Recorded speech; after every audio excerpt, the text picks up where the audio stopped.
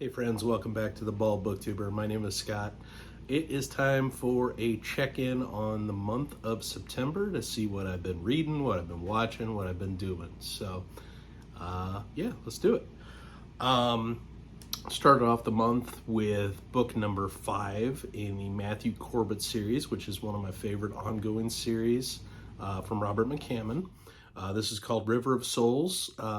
I enjoyed it, although it was quite short. So I'm used to his books being 500 plus pages.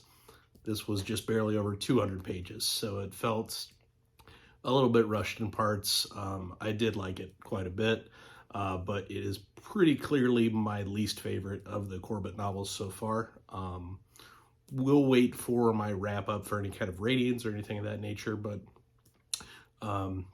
this is just to kind of let you know, did I like it, did I not, type deal. And I did, so that's good. I moved on to a book that I've been meaning to get to for months, and that is Tales of the Sun Eater Volume 2.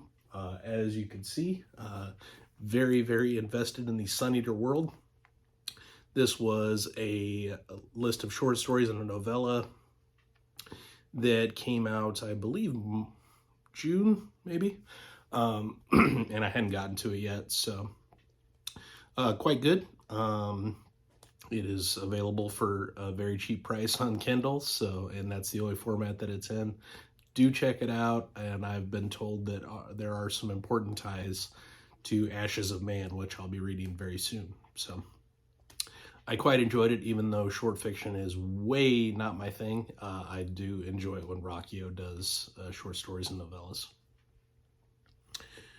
We moved on to A Fairy Tale by Stephen King.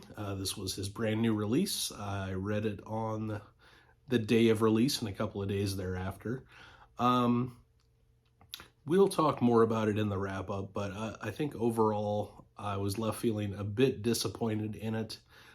It was good, and I did enjoy much of the reading experience, but it wasn't exactly what I wanted, and in particular, that middle part really drug. And it got away from the stuff that I loved in the first third of the book. So you can't win them all, but it is definitely worth reading in my opinion. And I did like it. We then move on to some audiobooks, and the first of two of which were Beartown and Us Against You, both by Frederick Bachman in the Beartown series. And both of them I really love. Beartown and Us Against You were absolutely fantastic. Bachman is now 4 for 4 for me. I will just continue to read and love his stuff, I'm sure. Book 3 of the Beartown series is called The Winners, and that comes out on the 27th of this month. So I'll be reading that probably on release day. These books are hitting on every emotion, including absolute infuriation at points.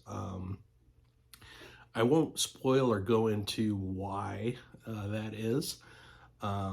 Maybe it would be worth doing a dedicated review. But there are some definite things that happen within these books and some definite ways that people react to those things in these books that really make me see red. And I'm a pretty laid back guy.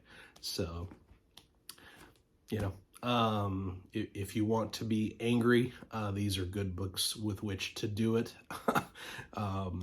And as well as his normal, you know, you feel everything else. You feel empathy for people. You feel warmth for people. You feel like you want to be a better human being when you read his books. All these kinds of things, I think. So, yeah, very, very good. Highly recommend. I then listened to the Bomber Mafia by Malcolm Gladwell. I just recently made a video of I can't believe I haven't read these books yet, and that was on there. It is his, I think, his most recent one. And I liked it, but it was pretty far down the list of Gladwell for me. Probably bottom of the barrel, actually, in terms of his work. It is a bit of it feels almost like a radio drama in how it was done. He has a podcast that he does called Revisionist History, and it felt more like that than a book. He actually says that he made it with the audiobook in mind first, and then the book was kind of adapted from the audiobook, which is interesting. So there are lots of live interviews. There are accounts of people that were survivors of bombings in Europe and these kind of things during World War II. I knew that the subject matter would be a bit of a hill to climb for me because I'm not into real world violence, I guess. I'm into fictional violence. And there's some pretty heavy stuff in there. So, but I'm glad I read it. In this case, listened to it. It was good. And then, other than that, what I'm working on right now is my reread of Demon in White. I'm almost exactly at the halfway point, so I'm right there. Page 400 out of whatever it is, 700 and whatever, 760 or whatever it is. And it obviously has been spectacular, as I knew that it would be. It was one of my favorite books last year. I'll be then rereading Kingdoms of Death, which I read just in March, but loved it and want to reread it. So we'll do that. And then it will be on to Ashes of Man with the advanced reader copy I have for that. So that's my plans for the remainder of the month. I don't know if I'll be able to get all 3 done or not, but that's what we'll be trying to do.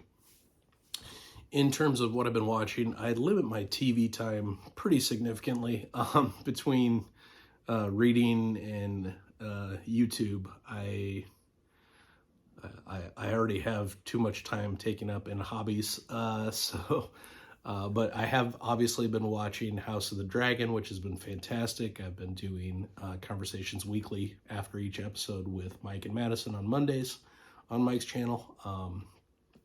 I'll have that link. Do check it out. It has been a lot of fun.